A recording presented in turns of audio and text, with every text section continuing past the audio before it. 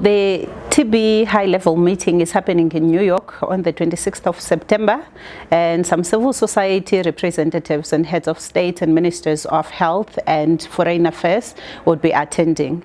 And of course, with the community of people affected and living with TB would also be part of the representatives. So what's special about this meeting is that it's the first of its kind. It's never happened before. We've always talked about TB in passing when we talk about HIV and other diseases. So now the focus is mainly on TB, and it's an opportunity for the global political leaders to commit on how they are going to address the TB prevention issues and also access to treatment. The platform that is given to heads of states and their ministers to commit on how they plan to invest on TB to ensure that it becomes a priority amongst other diseases that they are responding to at country level and also at global level. And also the expectation is that the states would also commit on what measures are they going to put in place to ensure that countries do deliver on those expectations.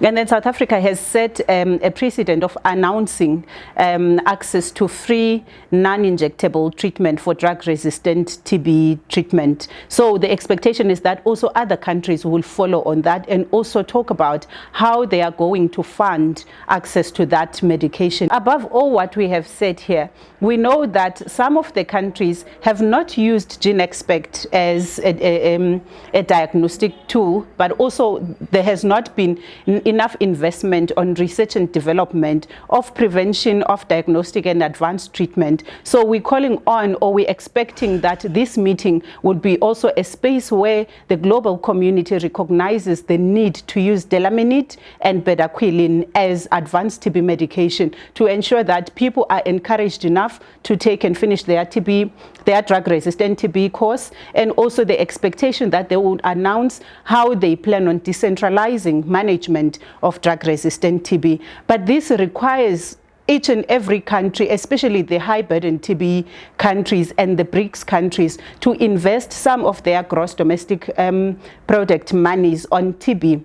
Because as much as we expect investment on TB, money must also be domesticated. Governments must take responsibility to ensure their citizens' health is a priority, and so is TB a priority. And also we recognize that the majority of people, especially in the context of South Africa, that are co-infected with both TB and HIV, over 100,000 of them die every year as a result of TB. And we keep on saying TB is a preventable and a curable disease, but we have not really seen that as a result of lack of access to treatment and because of stigma and discrimination attached to both TB and HIV.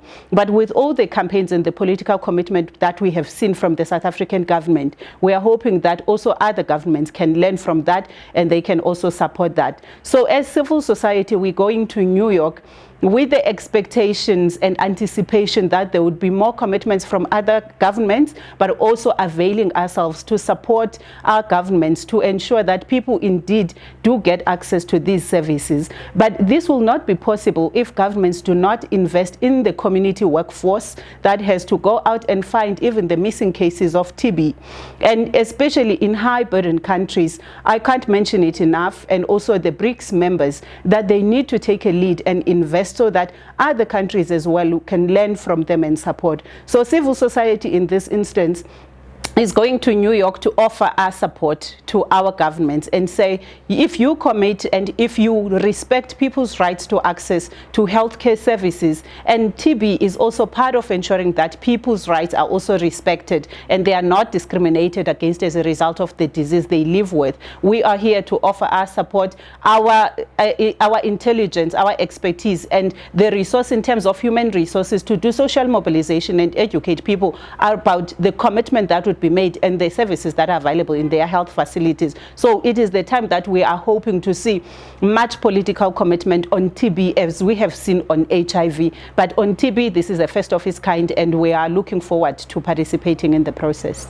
In the fight against TB, we're expecting governments to use TRIPS flexibilities. And in simpler terms, TRIPS flexibilities is basically a process that allows governments to trade or to buy medicine where it's most cheaper, but it's also of the version that works better and is less toxic. The ingredient is the same as the brand or as the original TB medication, but the prices becomes cheaper when governments choose where to buy it, where it's cheaply manufactured. But those are some of the flexibilities or arrangements that governments need to recognize that they have that option to use, and also they make those arrangements amongst themselves to ensure that they buy at a cheaper, affordable price, but also ensures that the majority of their citizens have access to that medication.